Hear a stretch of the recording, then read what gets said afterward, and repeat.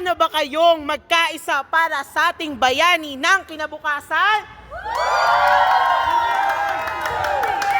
Narito na ang sagot sa lahat ng ating mga kahirapan. Ang ginto ng ating kinabukasan. Ladies and gentlemen, ang susunod na presidente ng Republika ng Pilipinas, ang Tigre ng Norte, BBM!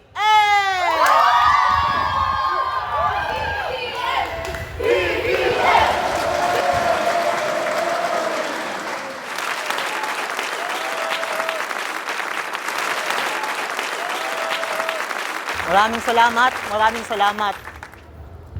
Kayo ang aking inspirasyon. Napakaganda ng araw na ito. Kitang-kita ko sa inyong mukha ang pag-asa at ang pagkakaisa.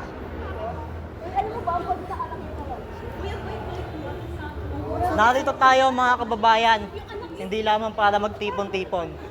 Narito rin tayo upang simulan ang bagong kabanata ng kasaysayan. Ang kabanata ng puno ng unity!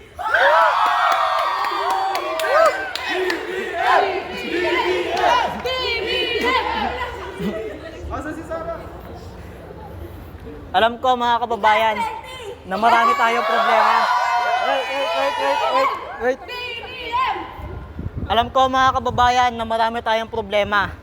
Mula sa mataas na presyo ng bigas hanggang sa matinding trapiko. Pero huwag kayong mag-alala, isa lang ang solusyon dyan. Pagkakaisa! Unity! Sa tulong ninyo mga kababayan, may babalik ko ang bansa sa dati nitong kaluwalhatian. Isipin ninyo, libreng wifi kahit sa tuktok ng bundok. Gold-plated na mga tulay. At ang pagbaba ng presyo ng bigas. Alam niyo magkano? 20 pesos!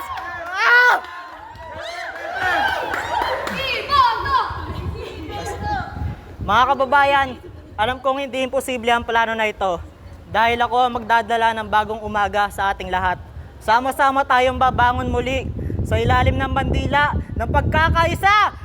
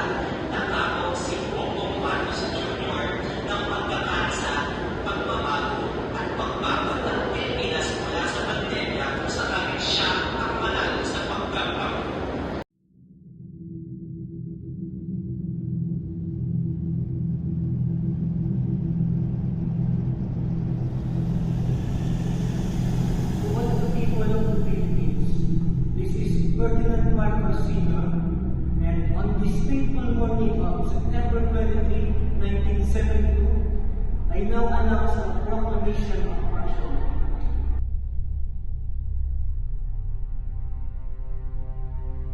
Magandang araw mga kababayan. Ipinalabas ngayong araw, Setyembre 23, 1972, ang batas militar sa ilalim ni Pangulong Ferdinand Marcos. Ayon sa Malacanang, ipinatupad ito bilang tugon sa lumalalang banta sa seguridad ng bansa. Maraming mga oposisyon ng lider at aktivista ang inaresto. Patuloy po ang mga kaganapan at kami po ay magbibigay ng updates. Oy. Tama na yan. Tama na yan. Ito po si Kyla Olan, nagpupulak.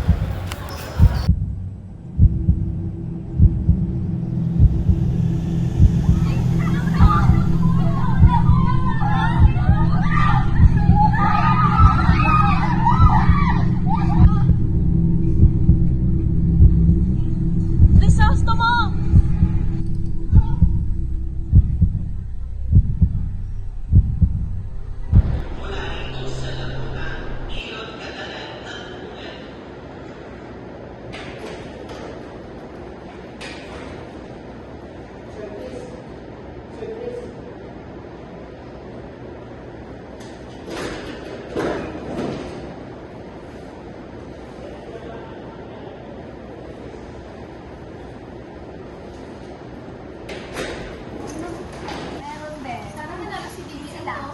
Nag-martial pa naman noon. Panigurado ang ayos yung Pilipinas. Uy, alam mo, ako yan. Yung mga magulang ko, mga yun. Gusto pa rin yung nangyari doon. Sabi nga nila, sana may warning.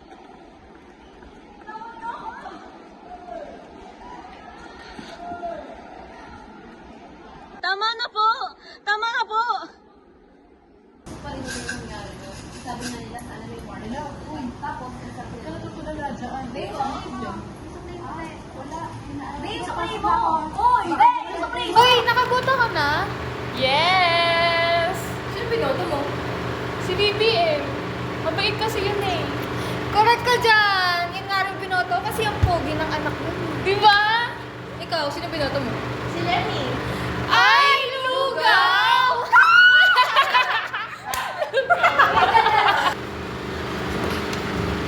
Ano ba yan? Ang aga-aga, puro kayo chismisan. Hindi kayo magsitrabaho. Binayaran kayo dito para magtrabaho.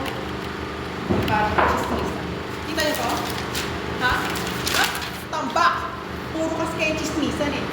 How unprofessional. Kung mag-chismisan lang kayo, doon kayo sa kanto. Huwag kayo dito. Ikaw, isa ka ba? Ano ka mo? Pag ganitong oras ka pumasok, sa tingin mo ba ikaw ang boss? Hoy babae, gumising ka. Hindi ikaw ang boss, pag ganitong oras ka papasok.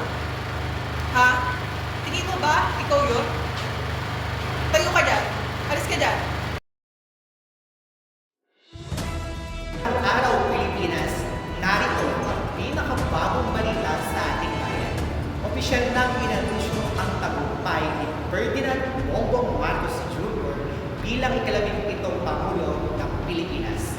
Kita sa isang presinto na nakakuha si Marcos ng mataas na bilang ng boto kumpara sa kanyang mga kalaban.